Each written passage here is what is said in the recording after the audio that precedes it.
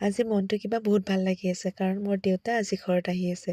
ৰাতিপুৱা চাহকাপ খাই ভাবি আছোঁ দেউতাইনো ভাল পোৱা বস্তু কি বনাওঁ। মই লাইফত এতিয়ালৈকে প্ৰব্লেম বহুত ফেচ কৰিছোঁ আৰু কেতিয়াবা বহুত কান্দো। কান্দি কান্দি দেউতাক কওঁ, দেউতা মই কি কৰোঁ? তেতিয়া দেউতাই কয় তই অলপ ধৈৰ্য ধৰ, তোৰ এদিন হ'লেও ভাল হ'বয়ে। ভাল বুলি বিশেষ এটা ক'ব নোৱাৰি কিন্তু বেয়া বুলিও নকওঁ।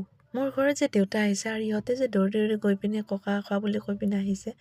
এইবিলাক সাধাৰণ লাইফত কি লাগে? যাৰ মা দেউতা লগত আছে সেইটো এটা বহুত ডাঙৰ ব্লেছিংছ। মোৰ এজনী বৌয়ে কৈছিলে তোৰ দেউতাক এনেকৈ অহা দেখিলে মোৰ কিন্তু দেউতালৈকে খুব মনত পৰে। বৌয়ে কোৱা কথাখিনি কিন্তু মোৰ আজিও মনত আছে।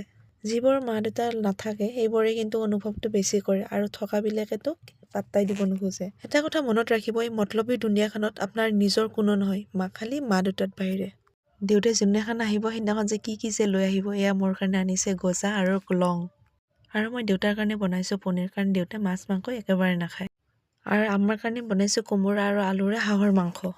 কোমোৰাৰে হাঁহৰ মাংস খোৱাৰ টেষ্টটো খোৱাবিলাকে গম পায় আৰু নোখোৱাবিলাকে আপোনালোকে এদিন আহিব, মই হাতেৰে ধুনীয়া কৰি বনাই মেলি খুৱাম। এক্সপ্ৰেশ্যন কিন্তু পুৰা তামাম দিছোঁ আৰু খাবও কিন্তু সঁচাকৈ বিৰাট টেষ্ট হৈছে। মোৰ কিন্তু ক'বলগীয়া বহুত কথা আছে। তেতিয়ালৈকে আজিলৈকে এৰিছোঁ। যদি মোৰ ভিডিঅ'বোৰ চাই পেলাই ভাল পায় তেতিয়াহ'লে মোৰ চেনেলটো প্লিজ ছাবস্ক্ৰাইব কৰি দিব। আজিলৈকে এৰিছোঁ, বাই বাই।